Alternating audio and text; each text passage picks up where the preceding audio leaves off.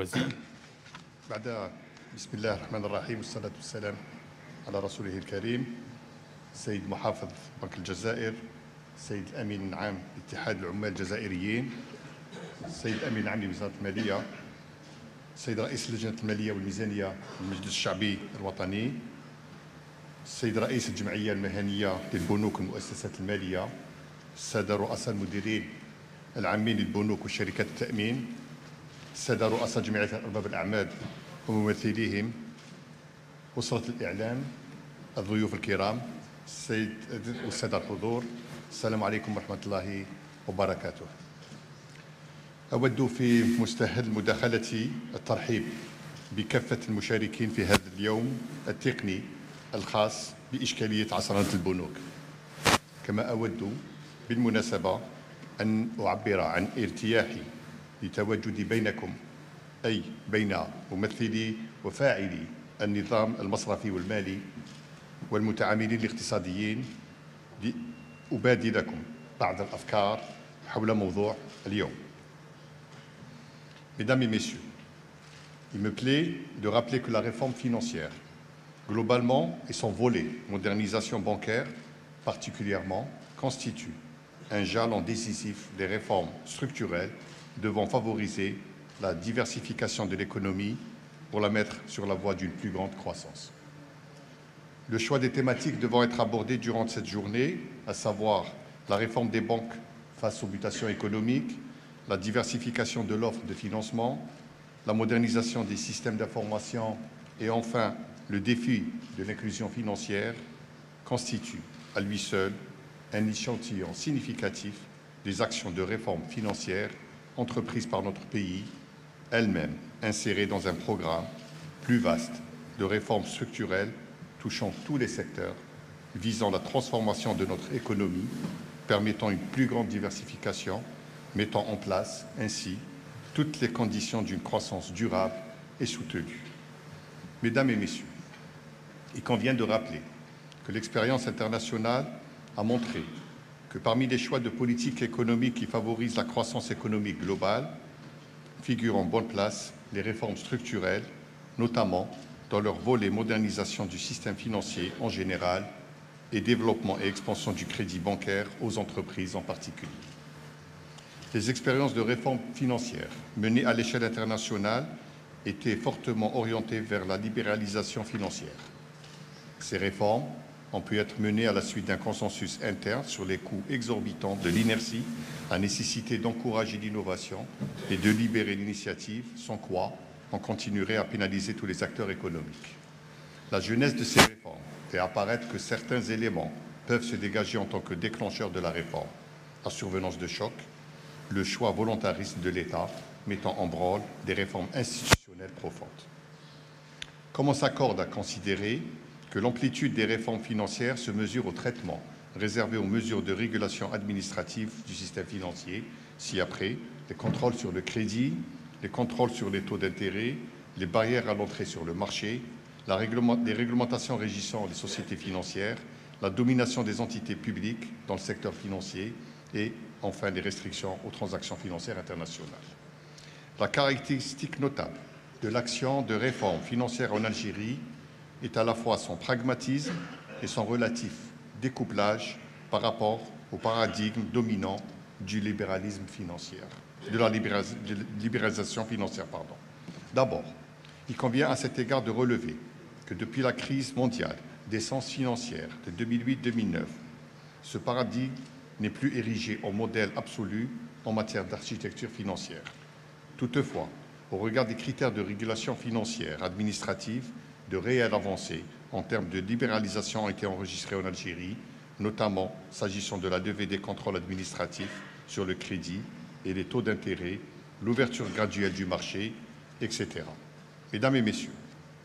les réformes menées en Algérie sont le produit de notre histoire économique particulière,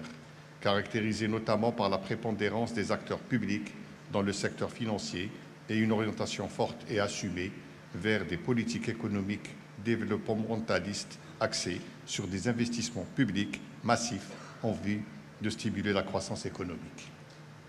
Son champ d'application couvre le système bancaire et financier, le marché financier et le secteur des assurances. La réforme financière a une portée stratégique dans la mesure où elle s'assigne comme objectif de relever un défi global, adapter les institutions et les instruments de financement de l'économie aux changements inéluctables, assurant la modernisation de l'appareil de production indispensable pour une transformation vers une économie plus diversifiée et plus performante. Cette adaptation, ou plutôt cette transformation, se fait dans le cadre d'un processus continu de réforme. À cet effet, je souhaite rappeler ici, succinctement, les principales actions de réforme poursuivies dans le programme d'action du ministère des Finances. Parmi ces mesures de réforme, celles qui concernent le secteur des banques occupent une place de premier plan. Il en est ainsi du déploiement et l'extension du réseau d'agences permettant l'amélioration des conditions d'accueil, une meilleure couverture géographique et le rapprochement des banques de leur clientèle, facteur indispensable pour une plus grande inclusion financière. De la simplification des procédures administratives, notamment celles liées à l'ouverture de comptes bancaires et à l'octroi de crédits au profit de la clientèle. Du développement de nouveaux instruments de financement tels que le leasing et le capital investissement, de la poursuite de l'effort de diversification de la gamme de services offerts à la clientèle, notamment la monétique, la banque assurance, le e-banking, visant une meilleure prise en charge des besoins de la clientèle. Mesdames et messieurs, les banques continuent d'apporter leur appui à l'effort de développement comme le montrent les chiffres des crédits consentis. Ainsi, les crédits directs accordés par les banques publiques aux deux secteurs, qu'ils soient publics ou privés, a atteint, à fin 2017, un encours global de l'ordre de 7 704 milliards de dinars, représentant 87% de l'ensemble des crédits accordés à l'économie par l'ensemble des banques de la place, évalués à 8 878 milliards de dinars. Le secteur économique public, accompagné uniquement par les banques publiques, a consommé 4 311 milliards de dinars, soit 55% du total des crédits accordés par ces banques. L'encours des financements accordés au secteur privé par l'ensemble des banques de la place, y compris bien évidemment les banques privées, a atteint à fin 2017 un montant de 4 566 milliards de dinars. Ce secteur, qui a absorbé 51% du total des crédits accordés par l'ensemble des banques de la place, est financé à hauteur de 74% par les banques publiques et 26% par la contribution des banques privées. Par maturité, les crédits accordés par les banques de la place publique et privée sont concentrés essentiellement sur le moyen et le long terme, avec un montant de 6 580 milliards de dinars, représentant 74% du total des crédits accordés au titre de l'exercice 2017. Ces chiffres dénotent de l'implication importante des banques en matière de financement et d'accompagnement des entreprises relevant des secteurs publics et privés, y compris les ménages. Compte tenu du rôle dévolu au financement bancaire, les pouvoirs publics attachent une importance particulière à la synergie qui doit exister entre le secteur productif et le secteur financier et restent déterminés dans ce contexte à encourager les banques à jouer un rôle dynamique et novateur dans le financement de l'économie. La conjoncture présente reste marquée par une demande de financement croissante. Aussi, engager la réflexion pour l'introduction et le développement de nouveaux instruments de financement en vue de compléter et de renforcer la panoplie des instruments classiques déjà existants doit être une constante afin de s'adapter à des besoins en permanente évolution. Dans ce contexte particulier, l'accent a été mis pour réformer le secteur bancaire afin de le mettre à niveau et le hisser à la hauteur des attentes des usagers, tant en matière de collecte de l'épargne, de mise sur le marché de nouveaux produits bancaires, qu'en matière de règlement, tout en assurant les services bancaires de base au profit du citoyen, condition sine qua non d'un développement économique harmonieux. Ainsi, les actions de réforme engagées ont concerné notamment l'amélioration de la gouvernance des banques publiques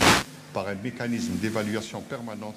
prudentielle défini par l'autorité monétaire.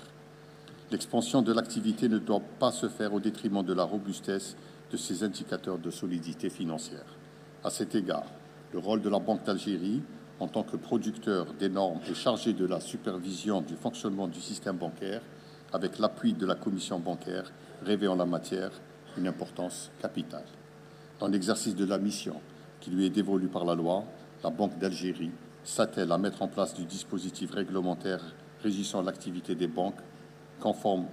aux standards internationaux de nature à favoriser l'émergence d'un système bancaire moderne et résilient. Mesdames et Messieurs, la journée d'aujourd'hui permettra, j'en suis convaincu, d'approfondir les différentes approches possibles dans une perspective intermédiaire comparative qui est toujours riche d'enseignements. Je félicite l'Association des banques et des établissements financiers pour cette initiative et je remercie tous les participants pour leur contribution à conforter, au sein de la place et du grand public, les convictions sur le caractère inéluctable des réformes financières et leur rôle d'accélérateur de la croissance économique. Je puis vous assurer que le ministère des Finances sera attentif aux résultats de vos travaux et accueillera avec beaucoup d'intérêt tout ce qui contribue à accroître l'efficacité, la sécurité et la qualité des services financiers au profit de la sphère réelle. Je vous souhaite plein succès à vos travaux. Merci pour votre attention. Assalamu alaikum wa rahmatullahi wa barakatuh.